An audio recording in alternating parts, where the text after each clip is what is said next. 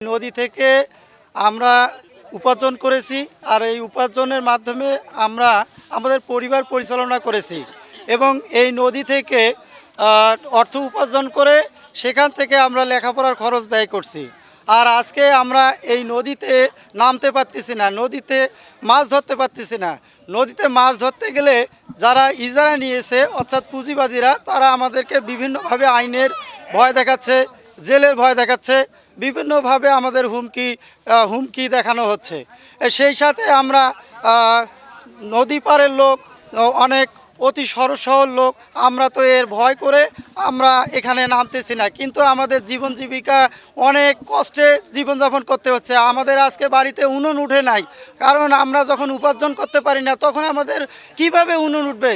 আর বর্তমানে আয় নাই, আমাদের আয় করার একমাত্র স্থান যেটি হচ্ছে শালমারা নদী।